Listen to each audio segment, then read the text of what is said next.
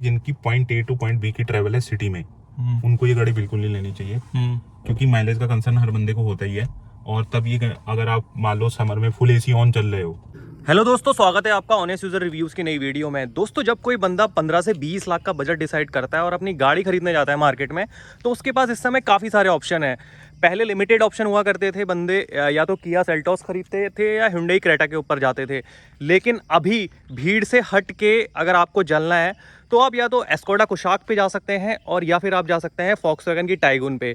तो ये कार आज हम फॉक्सवैगन टाइगून का एक ओनरशिप रिव्यू आप लोगों के लिए लेके आए हैं। तो जो बंदा 2022 में इस गाड़ी को परचेस करना चाहता है तो उन लोगों के लिए ये रिव्यू काफ़ी ज़्यादा इंपॉर्टेंट होने वाला है। तो दोस्तों, ये कार परचेस करी थी मिस्टर कुलवीर सिंह जी ने। तो कुलवीर सिंह जी यहाँ पे रुद्रपुर उत्तराखंड से बिलोंग करते हैं। तो क्या वजह थी कि ये भीड़ से हट के गए फॉक्सवैगन के ऊपर, तो आज हम इनसे जानेंगे। तो first of all welcome to honest user review sir. Thank you Gaurav. तो सर ये बताइए कि कब परचेस करी थी आपने कार और कितने की पड़ गई थी आपको? ये कार मैंने परचेज करी थी लास्ट दिसंबर 2021 में। अच्छा। ये पड़ी मेरे को 15,80,000 की। अच्छा, तो अप्रॉक्स 9 मंथ आपको चलाते हुए हो गए हैं। हाँ। कितने किलोमीटर आपने ड्राइव कर लिए? ये मैंने ऑलमोस्ट 14,000 किलोमीटर ड्राइव कर लिए। 14,000। अच्छा, तो सर ये बताइए कि आपने ये कौन सा वेरिएंट लिया हुआ है फॉक्सवैगन का? ये मेरा है हाईलाइन ऑटोमेटिक 1 लीटर TSI।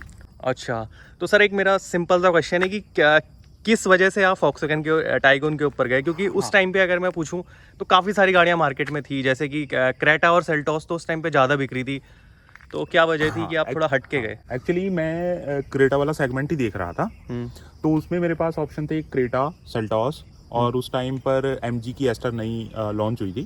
तो मैंने इन सब गाड़ियों को देखा। मैंने एस्टर की बुकिंग भी करा दी थी, प्री बुकिंग। अच्छा। लॉन्च होने से पहले जो होती है उसकी उसका बेस मॉडल, क्योंकि वो उस टाइम पर काफ़ी वैल्यू फॉर मनी लग रहा था। बट उसमें एक्चुअली पहले मेरे को मेरा मैनुअल लेने का मन था। बट क्या था कि मेरी वाइफ को भी कार चलानी थी, तो शी यूजुअली प्रेफर लाइक कि ऑटोमेटिक होनी चाहिए। तो फिर लेटर भी डिसाइडेड कि हमें ऑटोमेटिक पर ही जाना है। तो उसके बाद फिर हमने जब ऑटोमेटिक के ऑप्शन देखे, then we cancelled the booking of MG Astor, because वो जो थी वो बेस मॉडल मैनुअल था जो हमने बुक कराई थी। अच्छा। तो बाद में हमारी ये कंडीशन ऐड होगी कि हमें ऑटोमेटिक ही चाहिए। अच्छा, तो ऑटोमेटिक उसमें नहीं मिल रहा था आपको? ऑटोमेटिक भी था उसमें मिल रहा था, CVT मिल रहा था, वो हमने चलाया, उसमें मुझे अच्छा नहीं लगा। और फिर मैंने उसका एक जो और टॉर्क कन्वर्टर ऑटोमेटिक आता है 1 लीटर 1.4 लीटर में, वो भी चलाकर देखा। वो ठीक था, बट वो बहुत ज़्यादा ओवर बजट हो रहा था, वो 20 लाख की गाड़ी है। अच्छा, तो ये तो फिर उसके बाद हमारे पास ऑप्शन बचते थे कि हम क्रेटा में देखें या उसमें देखें, सेल्टॉस में देखें। तो सेल्टॉस भी मैंने ऑटोमेटिक टेस्ट ड्राइव ली डीजल में। ठीक है, क्योंकि इसमें पेट्रोल में तो ऑटोमेटिक आता नहीं सेल्टॉस में। पेट्रोल में जो ऑटोमेटिक आता है वो टर्बो पेट्रोल आता है सेल्टॉस में, तो वो ओवर बजट था। अच्छा। ठीक है, तो उसमें डीजल में ऑटोमेटिक लिया मैंने उसकी टेस्ट ड्राइव, वो मुझे इम्प्रेसिव नहीं लगा उसका ऑटोमेटिक। फिर एक दिन मुझे पता चला कि ये वॉक्सवैगन की टाइगून और इस स्कोडा की कुशाक भी इस सेगमेंट में, तो मैंने इसकी टेस्ट ड्राइव ली। तो मुझे ये कार थोड़ा अलग लगी, मतलब चलाने में क्रेटा से भी, सेल्टॉस से भी, एस्टर से भी, जो भी मैंने पहले टेस्ट ड्राइव ली थी। फिर अगेन एक्चुअली इन गाड़ियों पर कोई जाता नहीं है जल्दी से। एक्चुअली थोड़ा सर्विस सेंटर और ये सब दिक्कतें हैं इन गाड़ियों के साथ, क्योंकि इतने इनके टच पॉइंट्स कम है। तो मेरे थोड़ा मन में डाउट था कि लेनी चाहिए नहीं लेनी चाहिए। बट जब मैंने इसकी टेस्ट ड्राइव ली थी तो आई वॉज क्वाइट इम्प्रेस कि यार ये बहुत सही है चलाने में, और एकदम उस सेगमेंट से अलग लगती है। फिर मैंने कुछ टाइम मैं रुक गया, 1 आध महीना। उसके बाद फिर मैंने दोबारा मंगाया इस कार को कि I want to drive it for at least 25 to 30 kilometres. तो उसके बाद मैंने इसकी एक लंबी टेस्ट ड्राइव ली, 25 से 30 kilometre. Then I have decided I will go with this car only, क्योंकि ये एकदम इसका जो ड्राइविंग एक्सपीरियंस था वो कम्प्लीटली डिफरेंट था क्रेटा से और सेल्टॉस से, जो भी उस सेगमेंट में चलाई थी। अच्छा। और तो फिर इसमें ऑटोमेटिक जो था वो मुझे सबसे अच्छा ऑटोमेटिक लगा इसका टॉर्क कन्वर्टर। अच्छा, हाँ। इस सेगमेंट में, मतलब DCT की बात नहीं कर रहे, जो टॉर्क कन्वर्टर ऑटोमेटिक आते हैं उसमें ये सबसे बढ़िया लगा मुझे। तो इसका जो टॉर्क कन्वर्टर ऑटोमेटिक है उसमें कहीं आपको गियर शिफ्टिंग में जब गाड़ी करती है तो लैग्स तो नहीं मिलते? हाँ नहीं, इसमें बहुत कम लैग है, मतलब लैग है। लैग देखो आपको DCT में मिलेगा हल्का सा, बट इसमें अगर आप एक बार थोड़ा सा इसको चला लोगे कुछ दिन के लिए, मतलब यूज्ड हो जाओगे, बीइंग यूज्ड टू, आपको नहीं लगेगा इसमें। अच्छा, तो सर इससे पहले कौन सी गाड़ियाँ ऑन करते थे? इससे पहले मैं मारुति गाड़ी ऑन करता था, ऑल्टो K10 वो मैंने अच्छा। 6 साल रखी है हाँ। और मैंने 1 लाख किलोमीटर चलाई उसको, उसके बाद मैंने बेच दिया। तो सर मारुति वालों के लिए ना एकदम से बहुत अलग एक्सपीरियंस रहता है, क्योंकि वो दूसरे कंपनी की गाड़ियों पे, स्पेशली जो जर्मन कार्स हैं जिनके सर्विस सेंटर नॉर्मली कम रहते हैं इंडिया में, पार्ट्स महंगे होते हैं, इस तरीके की सुना है मैंने, तो उस पे शिफ्ट होना एक मारुति वालों के लिए बहुत अलग सा एक्सपीरियंस रहता है। ये एक थोड़ा मेरे को था, देखो मैंने मारुति कार चलाई, मुझे मतलब 6 साल मैंने चलाई ऑल्टो K10 और उसके अलावा मैंने कई कारें उस ड्यूरेशन और भी चलाई, जैसे मेरे फ्रेंड्स के पास थी स्विफ्ट डिजायर मैंने काफ़ी चलाई ओल्ड, और उसके बाद फिर मतलब ये जर्मन कार पर जाने का यही एक वो था, एक तो इसकी जो बिल्ड क्वालिटी है वो आप सेगमेंट में अनमैचेबल है, कोई इसको मैच नहीं कर सकता अभी भी जिस करंट सेगमेंट में आती है, ठीक है। दूसरा इसका जो स्टीयरिंग व्हील है, मतलब जो सबसे बढ़िया चीज मुझे इस कार में लगी वो एक, जब आप इस कार में बैठते हो when you hold the steering, तो जो इसकी स्टडीनेस है दैट इज अमेजिंग, कि it is such planted on the road, आपको लगेगा कि you are driving something heavy, ठीक है, जो आपको इवन डायमेंशन में बड़ी कार में भी ये वाली फीलिंग नहीं आएगी, ये वाला एक्सपीरियंस नहीं करोगे आप। क्रेटा सेल्टॉस भी चलाओगे ना तो आपको ये वाला एक्सपीरियंस नहीं मिलेगा। दूसरा जो इसका स्टीयरिंग व्हील है, वो स्टीयरिंग व्हील आपको 2 सेगमेंट अबव भी नहीं मिलेगा, मतलब जो उसका एक्सपीरियंस है ना, मतलब फीडबैक अच्छा है, वो सब चीज़ें ठीक है, स्लोअर स्पीड पर वो सॉफ्ट भी है, हायर स्पीड पर वेट भी गेन करता है, बट ओवरऑल जो स्टीयरिंग का एक्सपीरियंस है वो आपको इवन 2 सेगमेंट अबव भी नहीं मिलेगा। 40 लाख की कार के ऊपर आपको ऑडी या उन सब कारों में ही आप वो स्टीयरिंग का फील ले सकते हो। अच्छा, तो सर ये जैसे 2 चीजें मतलब इज अमेजिंग थी। तो अब जैसे इसकी आपने बिल्ड क्वालिटी की बात करी, लेकिन ये जो टाइगुन है इंडिया में मैन्युफैक्चर हो रही है, और ऐसा भी मैंने सुना है कि इंडिया में मैन्युफैक्चर करने के चक्कर में और इंडियन कस्टमर्स को लुभाने के चक्कर में इन्होंने बिल्ड क्वालिटी के साथ कहीं ना कहीं कॉम्प्रोमाइज़ किया हुआ है, जो कि इसके इंटीरियर पे और एक्सटीरियर पे भी हल्का फुल्का आपको पता लग जाएगा, तो उसके बारे में आप क्या कहेंगे? हाँ देखो, मैंने पहले वॉक्सवैगन यूज़ नहीं करी, हाँ, तो मुझे प्रायर वॉक्सवैगन का एक्सपीरियंस नहीं है कि पहली वॉक्सवैगन की कारों में कैसी बिल्ड क्वालिटी या मतलब इंटीरियर उनका कैसा था, ठीक है। But for this car when I compare with the segment I found it is still above all the cars in the segment, either it is N exterior build quality और it is an interior. आप इसमें देखो, इसमें कोई आवाज़ नहीं अंदर, और it if you compare it with its interior with Creta और सेल्टॉस और you can say newly launch grand Vitara, वो भी मैं देख कर आया था कल, it's interior look far better, the plastic quality still looks far better. अच्छा, हाँ। तो अभी जैसे कि आपने इस पे अप्रॉक्स 16-17 लाख रुपए खर्च किए हुए हैं। हाँ, मतलब 1580 की पड़ी थी मेरे को ये, हाँ, और उसके बाद मैंने एक सर्विस वैल्यू पैक लिया था 4+1। वो कितने का पड़ जाता है 4+1 वो पड़ वाला? जाता है आपको वो आता है 44,000 का। अच्छा, 44,000 हाँ, का। मतलब उसमें 4+1 मतलब 5 years तक आपकी सर्विसेज कवर्ड होती हैं। अच्छा, everything in service, like whatever parts they need to change in the service or whatever labor charge is there, जो सर्विस का पार्ट है अच्छा, that is covered। बट अगर आप कोई बाहर और पार्ट चेंज करवाना चाहते हो तो वो फिर आपको पे करना पड़ेगा। हाँ, तो सर ये बताइए कि कितना माइलेज आप निकाल ले रहे हैं इसके 1 लीटर TSI इंजन से? हाँ, माइलेज में इसमें ऐसा है कि अगर कोई बंदा इस कार को लेना चाहता है पॉइंट ए से पॉइंट बी पर जाने के लिए शहर में, तो I would not recommend this car. Even I would not recommend कि इस सेगमेंट में वो कोई पेट्रोल कार खरीदे ना, चाहे वो क्रेटा पेट्रोल हो या सेल्टॉस पेट्रोल हो, क्योंकि अगर इस कार को आप 5 से 7 किलोमीटर चलाओगे ना बस शहर में, और मान लो समर है, पीक समर है with complete AC on, so you will not get mileage more than 9-10। But if you bring this car to highway and you are doing proper highway speeds, like where it is given 80 on the highway or 100 on the highway or 120, you will easily get up to 60. अच्छा, I have done very long, like multiple long trips on this car, around like 700 kilometer on one side, अच्छा, from Rudrapur to Jalandhar, Vyas I have traveled multiple times.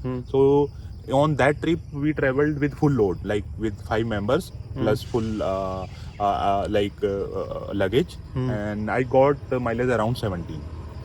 अच्छा, 17 के Yeah, आसपास and I आपको? was doing proper highway speed. It is not अच्छा। that I am doing very relaxed 80, 85. Where it was recommended 80, I was doing 80. Where it was recommended 100, I was doing 100. Where it was recommended 120, I was doing 120. तो highway पे आपने इतने लंबे लंबे long stretch किए हुए हैं मल्टीपल टाइम, तो हाईवे पे कैसी परफॉर्मेंस है इसकी? Highway पे this is amazing. अच्छा, कहीं पे बॉडी रोल वगैरह की नहीं। और हाईवे पे टायर्स की रैटलिंग नॉइस इंटीरियर में कितनी आती है? हाँ, टायर की नॉइज थोड़ा है. It depends what kind of roads you are driving. If you are driving on concrete roads, so there is some noise filtering in. So their insulation could be more better.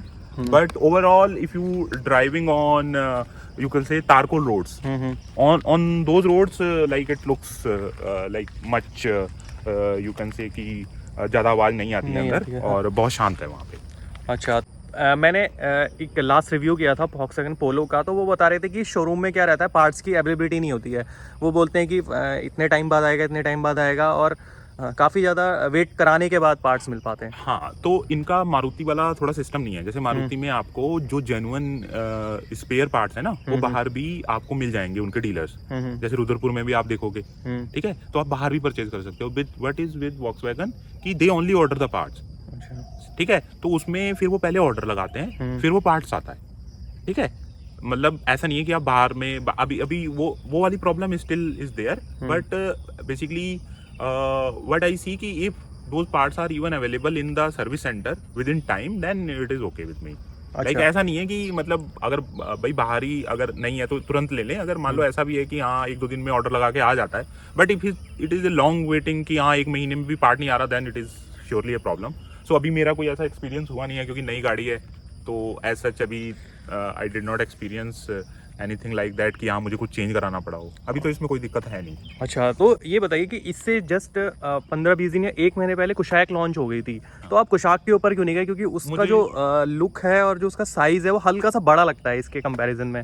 हाँ, actually में जो यहाँ पे dealership है ना, what I like got from the reviews, जो यहाँ पे वॉक्सवैगन की डीलरशिप है वो ज़्यादा अच्छी है. अच्छा, हाँ. In like if you see in service, और जो गाड़ियों का उनका मतलब यहाँ पे शोरूम भी उनका ज़्यादा बड़ा है.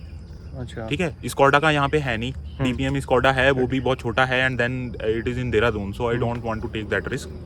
एंड ऑल्सो लुक वाइज मुझे ये ज़्यादा पसंद आई. पीछे से जो इसका लुक है, जो इसकी जो लंबी एजेस हैं जो लाइट इसमें, है, हाँ. वो उसका इन अंदर का स्पेस है. Since it's wheel base is more than Creta, तो आपको लगेगा कि हाँ इसका अंदर का जो स्पेस है even it is more than Seltos and Creta. But इसकी सीट की थोड़ी विड्थ जो है ना, वो थोड़ा सा कम है. अच्छा, कुछ mm. But that doesn't matter much because what ever car I have seen in this segment, उसमें 3 बंदे प्रॉपरली नहीं बैठ पाते हैं.